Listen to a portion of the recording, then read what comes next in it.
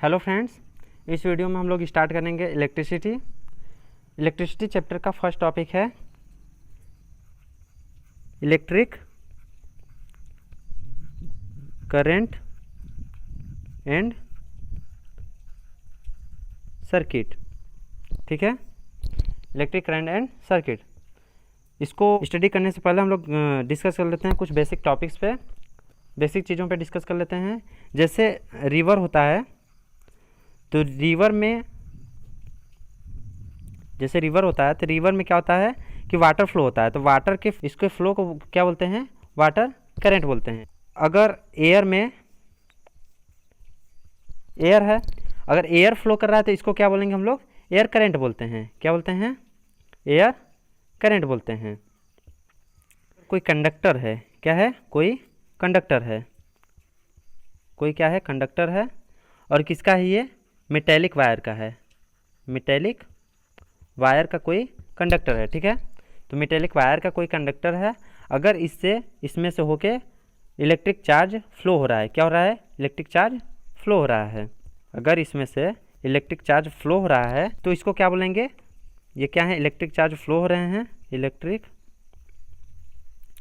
Charge flow हो रहे हैं। तो इसको क्या बोलेंगे हम लोग? इसके करंट को बोलेंगे electric current. Okay, electric current बोलेंगे। इसको और अच्छे से समझ लेते हैं हम लोग। अब इलेक्ट्रिक चार्ज क्या होता है? आप लोगों के माइंड में ये क्वेश्चन आ रहा होगा, इलेक्ट्रिक चार्ज होता क्या है? ठीक है, तो इसको हम लोग डिस्कस कर लेते हैं। इलेक्ट्रिक चार्ज एक्चुअली होता क्या है? ठीक है, ओके।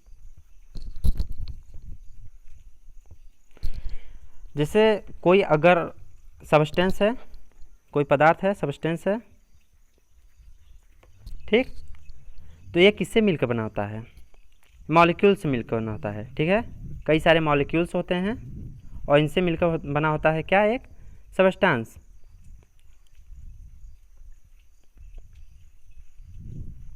कई सारे मॉलिक्यूल्स हैं तो इनसे मिलकर बना होता है एक सबस्टेंस। और ये मॉलिक्यूल्स किससे बने होते हैं?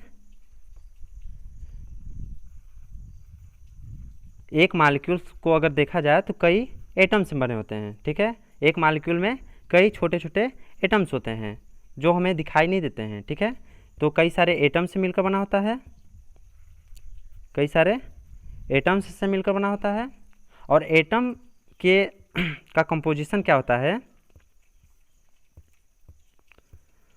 अगर एक एटम को देखा जाए, अगर एक एटम को हम लोग देखें तो इसमें क्या क्या होता है? इलेक्ट्रॉन होते हैं, प्रोटॉन होते हैं और क्या होते हैं? न्यूट्रॉन होते हैं। एटम में क्या क्या होते हैं? अगर एक एटम को देखा जाए तो इसमें क्या होगा?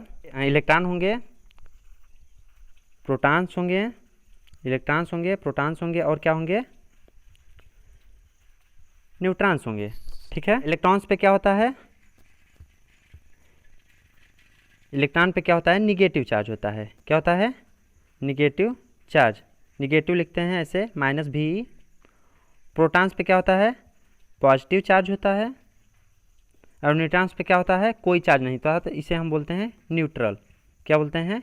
न्यूट्रल, यानी कि नो चार्ज, नो चार्ज, कोई चार्ज नहीं होता है। ओके, तो हम लोग समझ लिए सबस्टेंस होता है, सबस्टेंस मिलकर बना होता है मॉलिक्यूल से। और एक मॉलिक्यूल से अगर एक पार्टिकल, छोटा सा कण ले, एक पार्टिकल ले, तो वो किससे मिलकर बना होता है? छोटे छोटे एटम्स मिलकर बना होता है जो विजिबल नहीं होते हैं, हमें दिखाई नहीं देते हैं। और ये एटम्स जो होते हैं, अगर किसी एक एटम को देखा जाए तो एटम क्या किससे मिलकर बना होता है? इलेक्ट्रॉन से, प्रोटॉन से और न्यूट्रॉन से। और इलेक्ट्रॉन्स जो होते हैं निगेटिव चार्ज होते हैं। क्या होते हैं? निगेटिव चार्ज होते हैं। प्रोटॉन्स क्या होते हैं? पॉजिटिव चार्ज होते हैं। और न्यूट्रॉन्स क्या होते हैं? कोई चार्ज नहीं होता है, नो चार्ज होते हैं, तो न्यूट्रल होते हैं। ठीक है, इतना समझ में आ गया?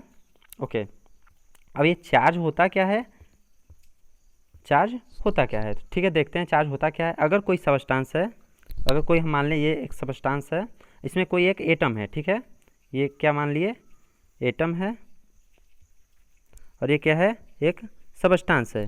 ठीक है, तो अगर इस एटम से एक इलेक्ट्रॉन कैसे भी करके निकल जाए, एक इलेक्ट्रॉन क्या हो जाए, इस एटम से कैसे भी करके निकल जाए। तो अगर एक इलेक्ट्रॉन निकल जाता है तो यहाँ पे क्या हो जाता है, अगर इस सबस्टांस के एक एटम से इलेक्ट्रॉन निकल जाए तो यहाँ पे हो जाएगा loss of electron, loss of electron, loss of electron हो जाएगा। और लॉस ऑफ इलेक्ट्रॉन होने से क्या हो जाता है, लॉस ऑफ इलेक्ट्रॉन होने से जो सबस्टांस है उस पर क्या आ जाएगा, पॉजिटिव चार्ज आ जाएगा। तो पॉजिटिव चार्ज आ जाएगा, कहाँ पे आ जाएगा, पॉजिटिव चार्ज आ जाएगा और कहाँ पे आ जाएगा, ऑन सबस्टांस, कहाँ पे, ऑन सबस्टांस। तो सबस्टांस पे कहाँ क्या आ जाएगा, एक पॉजिटिव चार्ज आ जाएगा, क्योंकि एक इलेक्ट्रॉन निकल रहा है, ठीक है, एक इलेक्ट्रॉन निकल रहा है तो लॉस ऑफ इलेक्ट्रॉन हो रहा है और पॉजिटिव चार्ज आ जाएगा सबस्टांस पे, ठीक है। ठीक इसी प्रकार देख लेते हैं, अगर कोई अनदर सबस्टांस है, उसमें कोई एटम है, अगर उसमें कहीं से इलेक्ट्रॉन क्या आ जाए, ठीक है, अगर ये अनदर सबस्टांस है, ठीक, और ये क्या है, एटम है, तो एटम में कहीं से क्या हो जाए, एक इलेक्ट्रॉन आ जाए या कितने भी इलेक्ट्रॉन आ सकते हैं, तो कहीं से इलेक्ट्रॉन आ जाएं, तो वहाँ पे क्या हो जाएगा, वहाँ पे हो जाएगा गेन ऑफ इलेक्ट्रॉन्स, यानी इलेक्ट्रॉन की संख्या में वृद्धि हो गई, इलेक्ट्रॉन की संख्या में अधिकता हो गई, ठीक है, इलेक्ट्रॉन की संख्या में अधिकता हो गई और यहाँ पे इलेक्ट्रॉन की संख्या में कमी हो गई थी, ठीक है, लॉस ऑफ इलेक्ट्रॉन हो गया था। और यहाँ पे क्या होता है, गेन ऑफ इलेक्ट्रॉन। तो जब गेन ऑफ इलेक्ट्रॉन हो जाएगा तो क्या आ जाएगा, सबस्टांस पे एक आ जाएगा निगेटिव चार्ज, क्या आ जाएगा, सबस्टांस पे निगेटिव चार्ज, निगेटिव चार्ज, तो सबस्टांस पे क्या आ जाएगा, निगेटिव चार्ज आ जाएगा ऑन सबस्टांस, ठीक है, ओके। इतना समझ में आ गया, तो ये हमें समझ में आ गया कि चार्ज आता कैसे है, ओके। फिर देखते हैं, अगर कोई सबस्टांस है, मान लिए कि कोई एलिमेंट है, जैसे एन है, Na सोडियम है, ठीक है, सोडियम मान लेते हैं, तो सोडियम सबस्टांस है, इसके किसी एटम से अगर एक इलेक्ट्रॉन क्या हो जाए, निकल जाए, अगर एक इलेक्ट्रॉन निकल जा रहा है तो यहाँ पे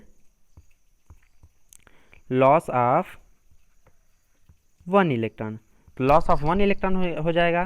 तो जब लॉस ऑफ वन इलेक्ट्रॉन हो जाएगा तो यहाँ पे चार्ज कितने आ जाएगा, यहाँ पे चार्ज आएगा one positive charge on sodium atom, ठीक है, सोडियम एटम पर वन पॉजिटिव चार्ज आ जाएगा। और इसे रिप्रेजेंट कैसे करेंगे, इसे रिप्रेजेंट करेंगे सोडियम लिख के उसके ऊपर वन पॉजिटिव चार्ज, ओके, समझ में आ गया, ठीक है। अच्छा देखते हैं, नेक्स्ट देखते हैं, क्लोरीन है, ठीक है, क्लोरीन एलिमेंट है, अगर इसमें कहीं से इलेक्ट्रॉन इसके किसी एटम में आ गया, कितना इलेक्ट्रॉन आ गया, वन इलेक्ट्रॉन, वन इलेक्ट्रॉन आ गया, ओके, वन इलेक्ट्रॉन आ गया तो क्या हो जाएगा, gain of one electron, gain of one electron, okay, तो गेन ऑफ वन इलेक्ट्रॉन हो जाएगा तो वन निगेटिव चार्ज आ जाएगा, तो वन निगेटिव चार्ज आ जाएगा ऑन क्लोरीन पे। तो इसको रिप्रेजेंट कैसे करेंगे हम लोग, क्लोरीन के ऊपर वन निगेटिव चार्ज यानी माइनस, ठीक है। मैग्नीशियम है, अगर उससे दो इलेक्ट्रॉन निकल जाएं, एक इलेक्ट्रॉन ये, एक इलेक्ट्रॉन ये, तो इसके ऊपर कितना आ जाएगा चार्ज, पॉजिटिव चार्ज आ जाएगा, दो पॉजिटिव चार्ज आ जाएगा। इसके रिप्रेजेंट कैसे करेंगे हम लोग, मैग्नीशियम 2+, या फिर ऐसे भी लिख सकते हैं मैग्नीशियम 2+, ठीक है। अगर क्या हो जाए, ऑक्सीजन है, ओके, ऑक्सीजन है, इसके एटम में कहीं से दो इलेक्ट्रॉन आ जाएं, कितने इलेक्ट्रॉन, दो इलेक्ट्रॉन, तो यहाँ पे दो निगेटिव चार्ज हो जाएगा, दो निगेटिव चार्ज, जब दो निगेटिव चार्ज हो जाएगा तो ऑक्सीजन के ऊपर क्या हो जाएगा, 2-, ऑक्सीजन के ऊपर 2-, यानी कि दो निगेटिव चार्ज, ऐसे इसको लिखते हैं हम लोग, ठीक है। तो ये हमें समझ में आ गया, ओके।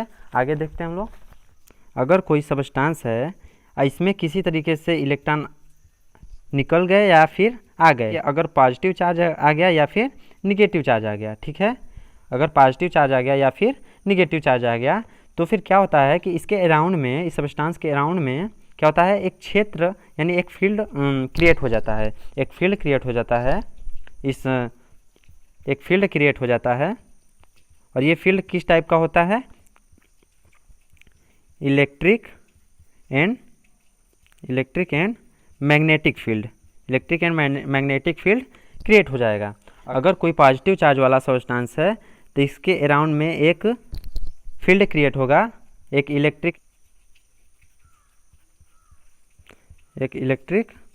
फील्ड क्रिएट हो जाएगा। ठीक है, तो एक इलेक्ट्रिक फील्ड क्रिएट हो जाएगा। अगर कोई अनदर चार्ज आएगा तो जैसे ही इस फील्ड टच करेगा तो वो एक जो होता है एक अट्रैक्शन फोर्स क्या होता है फील करने लगेगा, एक अट्रैक्शन फोर्स फील करने लगेगा, एक अट्रैक्शन फोर्स फील करने लगेगा और इसकी डायरेक्शन जो होगी इस पॉजिटिव चार्ज की तरफ होगी। यानी कि ये पॉजिटिव चार्ज जो है नेगेटिव चार्ज को अपनी तरफ क्या करने लगेगा, खींचने लगेगा, यानी आकर्षित करने लगेगा, अट्रैक्ट करने लगेगा। ठीक है, तो एक फील्ड क्रिएट होता है और उस फील्ड में अगर कोई चार्ज आता है तो उस पर एक फोर्स लगता है। किसके थ्रू लगता है, इलेक्ट्रिक फील्ड के थ्रू लगता है, एक फोर्स लगता है। ठीक है, तो ये अट्रैक्शन या फिर रिपल्सन कैसे होता है, जैसे अगर सेम चार्ज हैं, ठीक है, सेम चार्ज है तो सेम चार्ज क्या करता है, रिपल्सन करता है, रिपल्सन। ठीक है, और अगर अपोजिट चार्ज हैं, अपोजिट चार्ज हैं तो वो क्या करते हैं, अट्रैक्शन। ओके,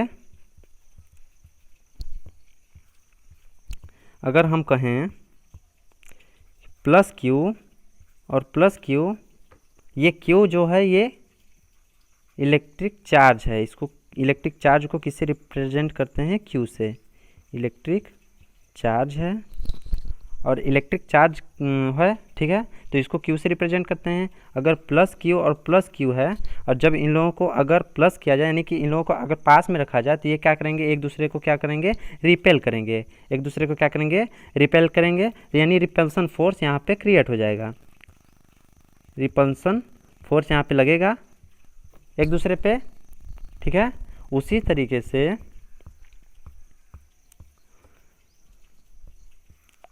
अगर कोई निगेटिव चार्ज है और निगेटिव चार्ज है, जब इन दोनों को पास में रखा जाए तो ये भी सेम चार्ज हैं, ये भी एक फोर्स फील करेंगे, जो क्या होगा, रिपल्सन फोर्स होगा।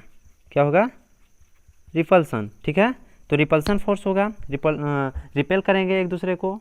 ठीक है, लेकिन अगर अपोजिट चार्ज हम रख दें, अगर हम क्या रख दें, एक प्लस क्यू रख दें और एक माइनस क्यू रख दें, तो ये एक दूसरे को क्या करेंगे, अट्रैक्ट करने लगेंगे, एक दूसरे को क्या करने लगेंगे, अट्रैक्ट करने लगेंगे। यहाँ पे क्या हो जाएगा, अट्रैक्शन फोर्स लगेगा, फील होगा। ठीक है, अट्रैक्शन फोर्स यहाँ पे लगेगा।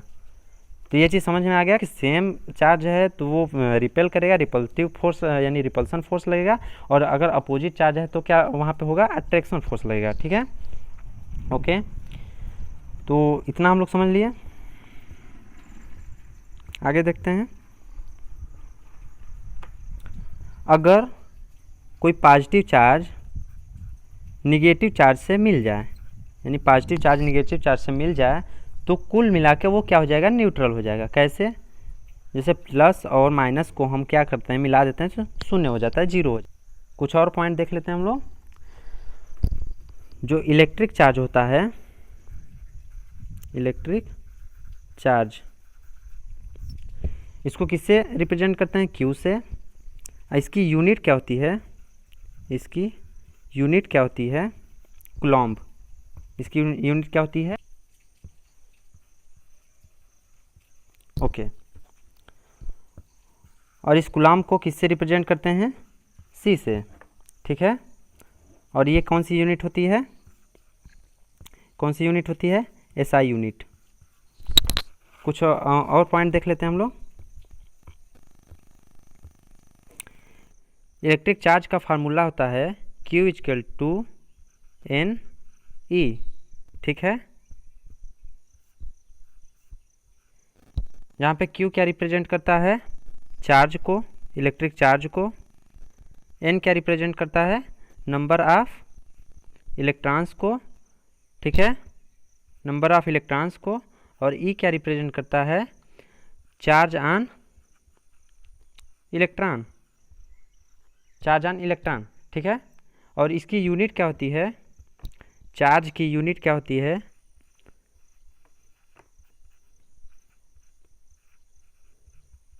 एसआई यूनिट क्या होती है,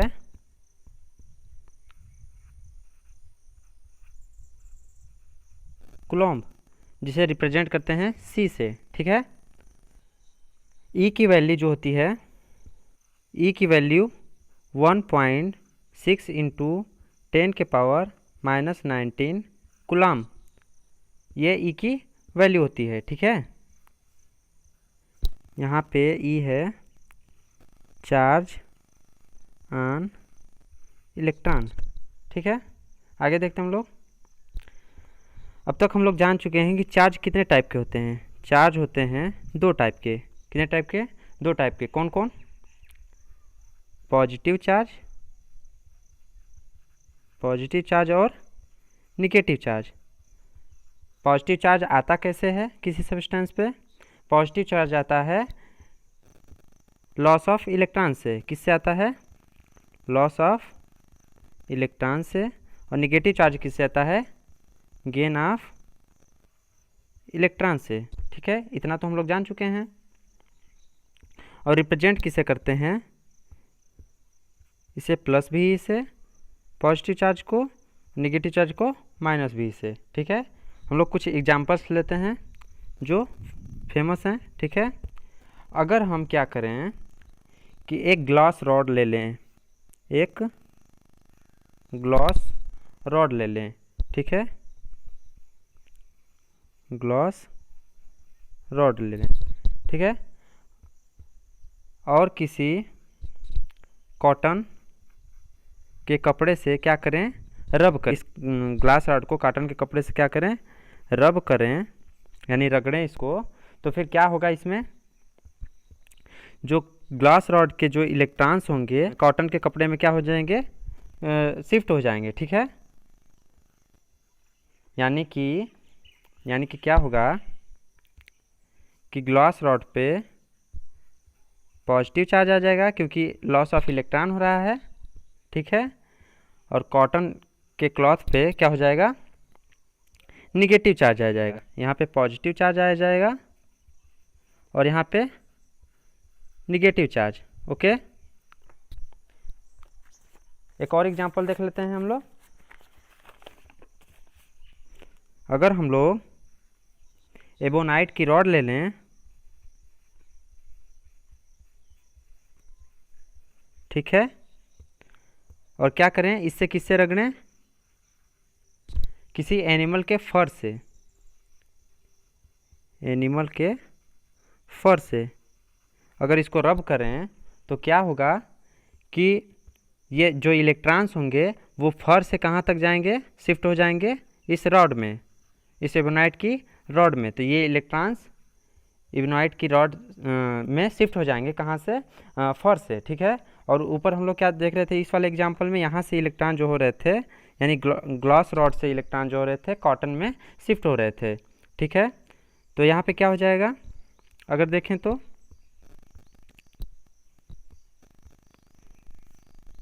जो एबोनाइट की रॉड होगी वो क्या हो जाएगी, निगेटिव चार्ज हो जाएगी क्योंकि यहाँ पे गेन ऑफ इलेक्ट्रॉन हो रहा है। और जो फर रहेगा वो क्या हो जाएगा, पॉजिटिव चार्ज हो जाएगा क्योंकि यहाँ पे लॉस ऑफ इलेक्ट्रॉन हो रहा है, ठीक। एनसीईआरटी की लाइन हम लोग देख लेते हैं। इसमें क्या लिखा है, a switch makes a conducting link between the cell and the bulb, ठीक है। तो हम लोग इस चीज़ को समझते हैं पहले, आगे देखते हैं हम लोग। जैसे अगर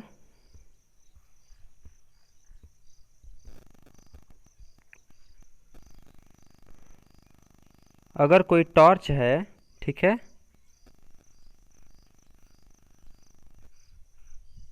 ओके, अगर कोई टॉर्च है तो इसमें क्या क्या होता है, सेल लगा होता है बीच में,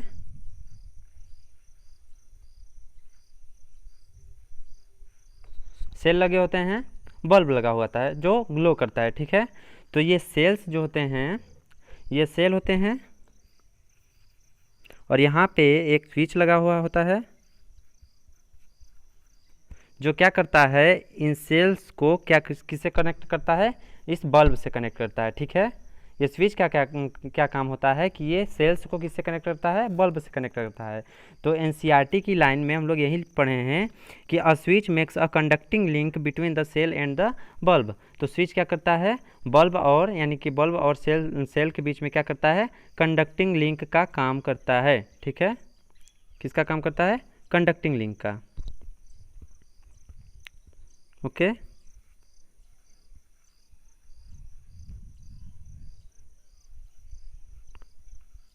कंडक्टिंग लिंक का क्या करता है, स्विच काम करता है। तो जब यहाँ से जो अगर ये स्विच क्या करता है, अगर कनेक्ट कर देता है बल्ब और सेल को, तो क्या होता है, बल्ब क्या करने लगता है, ग्लो करने लगता है। अगर ये फिर ये कनेक्ट नहीं करता है तो बल्ब क्या होता है, ग्लो नहीं करता है। यानी कि इससे क्या कंक्लूजन निकलता है, अगर स्विच क्या हो जाए, अगर स्विच ऑफ हो जाए तो क्या होगा, बल्ब ग्लो नहीं करेगा। ठीक है, लेकिन अगर स्विच क्या हो जाए, ऑन हो जाए, तो क्या होगा, बल्ब क्या करने लगेगा, ग्लो करने लगेगा।